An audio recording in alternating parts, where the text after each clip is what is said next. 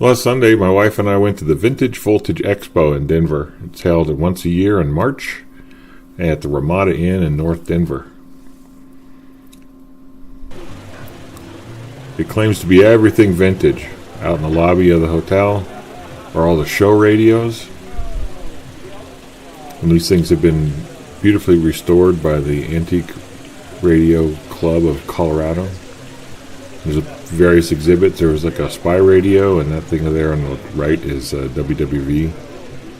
And all these people in line are the early birds. These are people that paid twice the admission to get in an hour early before everybody else.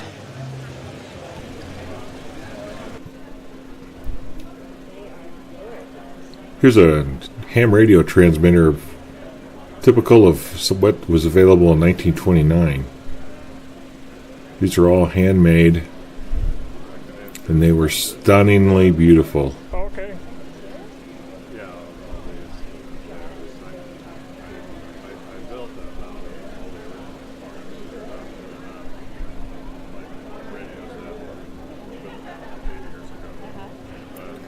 This guy here, these are his pride and joys.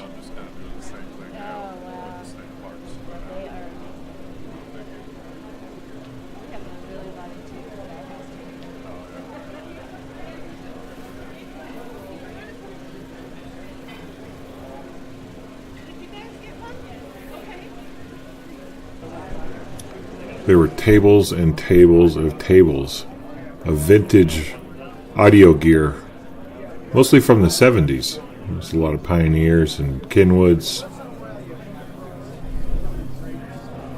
About 15 record vendors. And most of the people there was hundreds of people there just buying albums.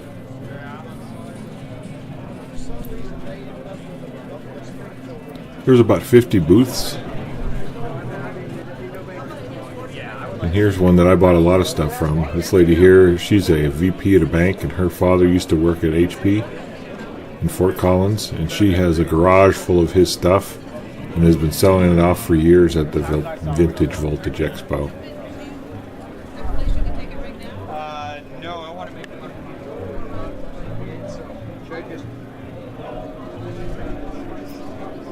And over here we have the almost free box. A lot of people dug through here, including myself, looking for treasures that lay below.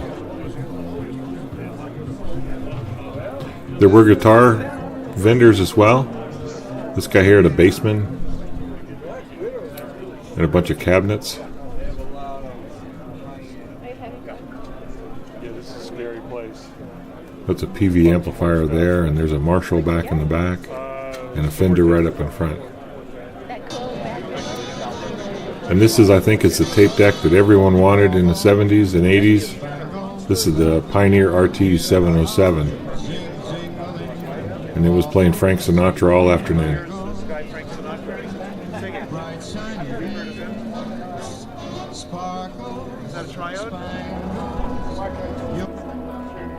And about every 15 minutes, this guy would fire up these two speakers up in the back with this 500 watt per channel.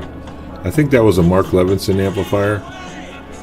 He'd crank up Pink Floyd, and he was trying to sell off those speakers for $1,300 a pair.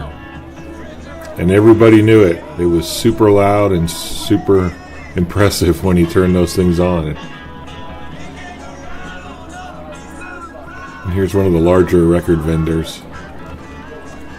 Probably 1,000 albums there to look through. This guy here mostly had test equipment, and I bought a lot of stuff from him as well. He had a few radios, and I did buy one.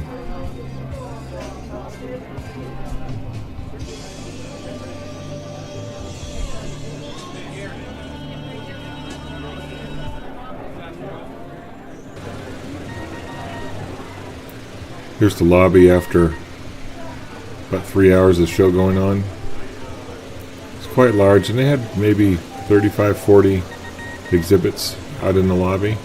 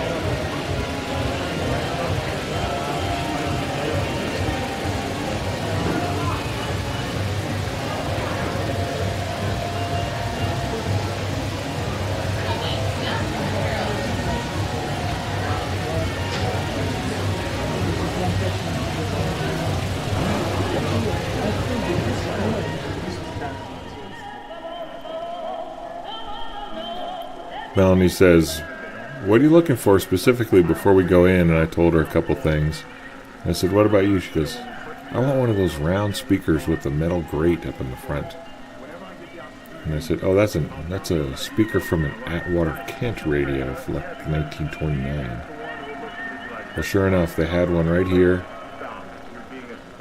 and it was hooked onto a show radio running at 700 ohms.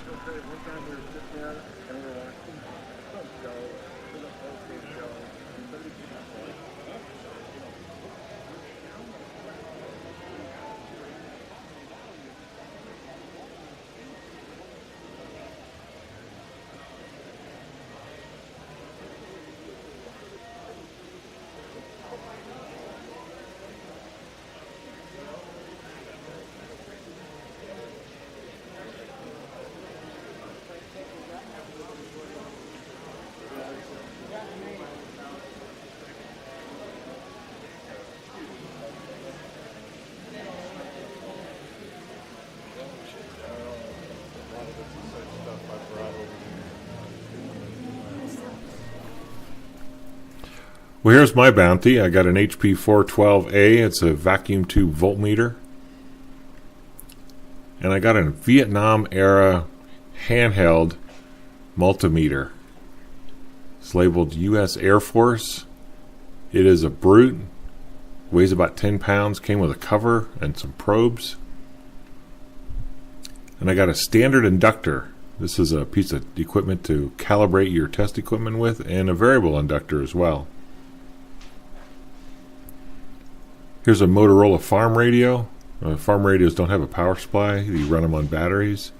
And I got this cute little Crosley Musical Chef. It's a kitchen AM radio with a built-in timer. I got these out of that free box. These are a couple power transformers with complete shielding. And yes, 3 HPIB cables for $1. 5 knobs. And I bought 4 new old stock SN7s and a pedal control off of a sewing machine. Here's a little handheld project box with an ammeter on it. And I bought this thing here. This is a face off of a variable power supply. And I primarily got this because it's got this variac in the back. I need it for my power supply work that I'm building. And a bonus down here is a very high wattage potentiometer. Got a little project box there. I got some mica capacitors and a filament transformer, 3 ammeters with different ranges. And I bought a bunch of these things. There's probably about, I don't know, maybe 500, 800 wire wound resistors. And these are labeled made in occupied Japan. So this is probably vintage late 40s.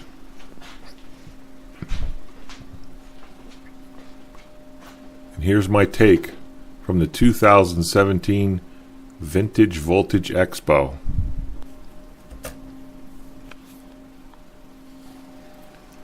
There's one more thing I bought. Joe Jackson's first album from 1978 called Look Sharp. Let's turn it over here. Side 1, we got Sunday Papers. Is She Really Going Out With Him? And Throw It Away. I think I put Throw It Away on every mixtape I ever made in the 80s. Thanks for watching. It's the Valve Studio for March 31st, 2007.